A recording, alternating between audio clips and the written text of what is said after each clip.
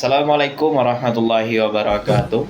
Perkenalkan, nama saya Arles Justiani dari program studi Pendidikan Agama Islam dengan NIM 24232100056, mahasiswa UIN Fatmawati Soekarno Bengkulu, tahun ajaran 2025-2026. Di sini saya akan memenuhi tugas akhir daripada mata kuliah Ulumul Hadis, yakni tentang bacaan hadis dan kesanatannya sekaligus analisis dari hadis tersebut. Baik, langsung saja. Di sini saya akan membacakan tentang hadis-hadis tentang dalam pendidikan. Hadis yang pertama, yakni saya akan membacakan tentang menuntut ilmu. Thalabul ilmi faridatun ala kulli muslimin wal muslimat, yang artinya menuntut ilmu itu wajib bagi setiap muslim. Hadis riwayat Ibnu Majah nomor 224, yang mengatakan bahwasanya kematanan hadis ini yakni hadis dhaif. Kenapa dikatakan hadis dhaif? Karena adanya kelemahan terhadap sanadnya. Kemudian kita analisis dari hadis tadi mengenai tentang menuntut ilmu. Hadis ini menegaskan bahwasanya menuntut ilmu itu bukan hanya sekedar kewajiban saja, bukan hanya sekedar anjuran saja, melainkan kewajiban fardu bagi seluruh umat muslim untuk menjalani kehidupan di era saat sekarang ini.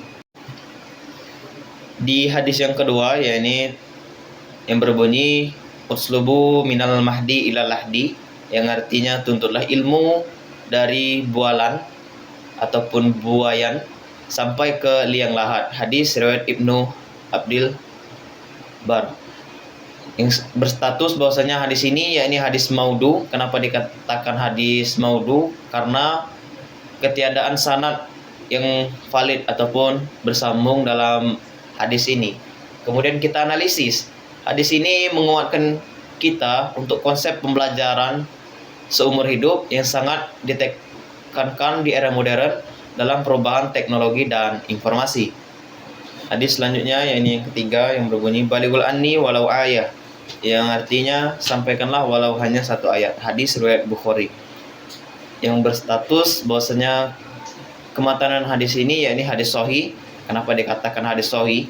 Karena diriwayatkan dalam Sahih Bukhari, yang merupakan koleksi hadis yang paling otentik ataupun paling banyak di dunia saat sekarang ini, dan diakui oleh tingkat dunia. Kemudian kita analisis secara kekinian. Hadis ini yakni mengajak kita untuk sangat relevan di era digital ini dalam kewajiban berbagi ilmu. Dalam hadis tadi dijelaskan bahwasanya sampaikanlah walau hanya satu ayat. Berbagi ilmu itu indah, yang mendorong dalam menyebarkan kebaikan dan ajaran agama Islam. Hadis selanjutnya yakni tentang keutamaan dalam menuntut ilmu, yang berbunyi man salaka thariqan yaltamisu fi ilman sallallahu lahu thariqan ilal jannah, yang artinya barang siapa yang menempuh suatu jalan untuk mencari ilmu, maka Allah mudahkan baginya untuk jalan menuju surga. Hadis riwayat Sahih Muslim nomor 2699, yang secara matannya hadis ini bahwasanya hadis sahih. Kenapa dikatakan hadis sahih? Ya seperti kita ketahui di artinya tadi, yakni hadis riwayat Sahih Muslim nomor 2699. Nah, berarti diriwayatkan dalam Sahih Muslim yang sanadnya bersambung atau perawinya adil dan dabit. Kita analisis dari hadis ini mengarahnya kemana. Hadis ini memberikan kita untuk motivasi universal tentang pentingnya mencari ilmu, menuntut ilmu dalam kehidupan di era digital dan modern yang sangat maju sekarang ini, yang sangat relevan dan kuat akan ilmu pengetahuan.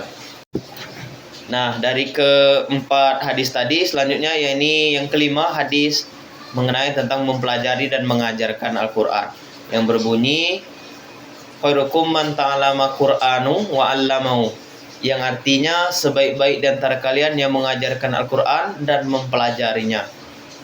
Hadis riwayat Bukhari.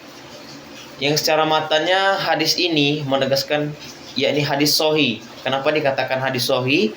Karena diriwayatkan dalam Sahih Muslim dan sanadnya itu bersambung.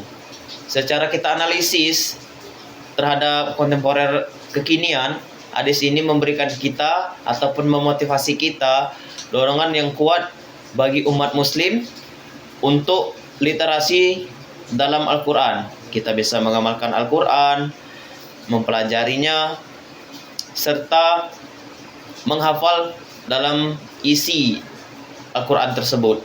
Pendidikan dan mengajak umat muslim serta mendapatkan pahala di sisi Allah Subhanahu wa ta'ala. Mungkin hanya itulah dari kelima hadis yang dapat saya sampaikan pada malam hari ini. Semoga dari kelima hadis ini kita bisa mengerti dan memahami makna dari hadis-hadis yang telah saya bacakan tadi, yang menyangkut tentang hadis-hadis dalam dunia pendidikan. Lebih dan kurangnya saya mohon maaf, kepada Allah saya mohon ampun. Saya akhiri, wabillahi taufiq wal hidayah. Wassalamualaikum warahmatullahi wabarakatuh.